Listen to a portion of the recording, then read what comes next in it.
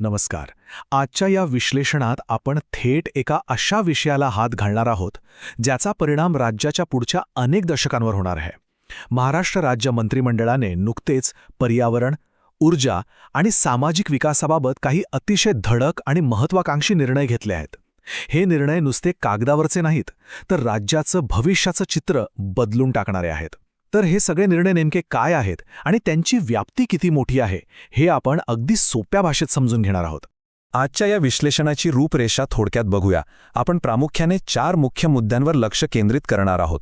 पहिला म्हणजे हरित महाराष्ट्र 2047 धोरण, दुसरा हरित महाराष्ट्र आयोग, तिसरा अक्षय ऊर्जेतील मोठी झेप आणि शेवटी काही महत्त्वाचे शैक्षणिक आणि सामाजिक निर्णय.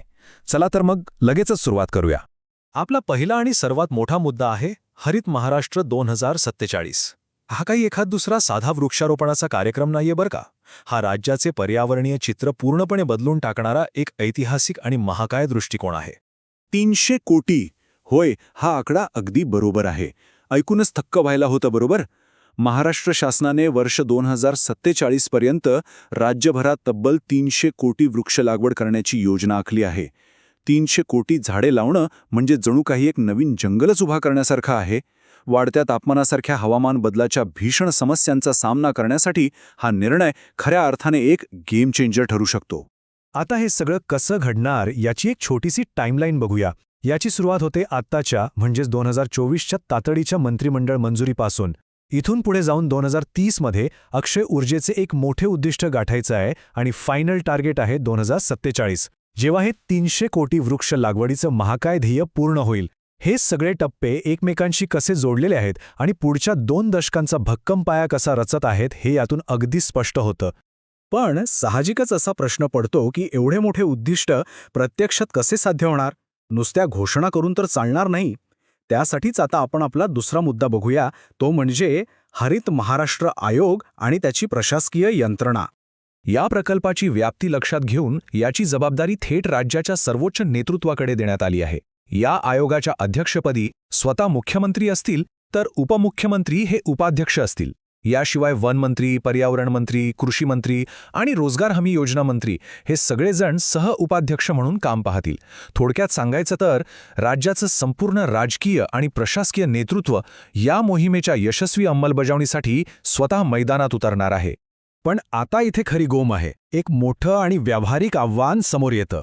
सध्या वृक्ष लागवडीसाठी राज्यात सुमारे 29,000 चौरस किलोमीटर जमीन उपलब्ध आहे. पण 300 कोटी झाडं लावण्यासाठी तब्बल 27 लाख हेक्टर जमिनीची आवश्यकता भासणार आहे. उपलब्ध जमीन आणि आवश्यक जमीन यातील हा फरक खरंच खूप मोठा आहे आणि म्हणूनच सरकारला लँड बँक किंवा भूबँक निर्मितीवर आता प्रचंड भर द्यावा लागणार आहे. एवढी जमीन मिळवणं आणि तिचं योग्य नियोजन करणं हे एक अतिशय मोठं लॉजिस्टिक आव्हान असणार आहे. झाडांचा आणि जमिनीचा विषय झाला.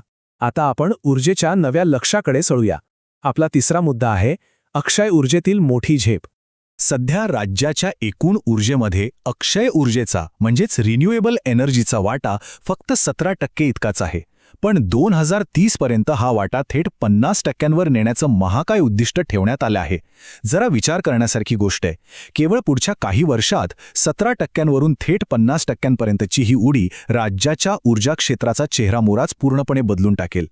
प्रदूषण तर कमी होईलच, पण भविष्यात राज्याच्या अर्थव्यवस्थेला एक शाश्वत आणि स्वस्थ ऊर्जेचा स्रोतही मिळेल. अर्थातच एवढी मोठी झेप घ्यायची असेल तर तितकाच मोठा निधीही लागेल.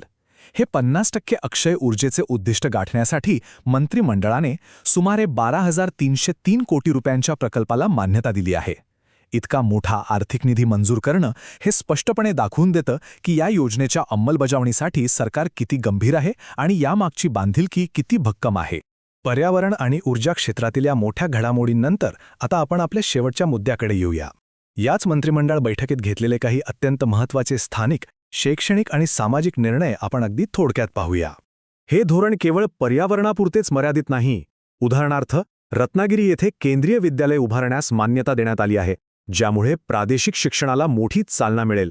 दुसरं म्हणजे आश्रम शाळांमधील कर्मचाऱ्यांना लाभ देण्याचा निर्णय घेण्यात आला आहे, जो त्यांच्या कल्याणासाठी एक अत्यंत महत्त्वाचा टप्पा आहे. आणि एक विशेष अभिमानाची गोष्ट म्हणजे लंडन स्कूल ऑफ इकॉनॉमिक्समध्ये भारतरत्न डॉक्टर बाबासाहेब आंबेडकर यांच्या नावाने अध्यासन किंवा चेअर स्थापन करण्याचा आंतरराष्ट्रीय स्तरावरील अत्यंत महत्त्वाचा शैक्षणिक निर्णयही घेण्यात आला आहे. तर इथला सर्वात महत्त्वाचा आणि कळीचा मुद्दा म्हणजे आज आपण जे काही पाहिलं ते खरंच खूप प्रेरणादायी आहे. 2030 आणि 2047 सालासाठी ठेवलेली ही सगळी पर्यावरणीय आणि संरचनात्मक उद्दिष्टे अतिशय प्रचंड आहेत. पण शेवटी एकच मोठा प्रश्न उभा राहतो की भविष्यात येणारी सरकारे आणि प्रशासने ही अभूतपूर्व गती आणि या महाकाय प्रकल्पांचे लॉजिस्टिक्स कसे सांभाळतील. हे केवळ धोरण कागदावरच राहील की खऱ्या अर्थाने आपला महाराष्ट्र हरित होईल, हा नक्कीच विचार करायला लावणारा प्रश्न आहे. या ऐतिहासिक घडामोडींच्या प्रत्यक्ष अंमलबजावणीवर सर्वांचीच नजर असणार आहे. हे विश्लेषण ऐकल्याबद्दल खूप खूप धन्यवाद.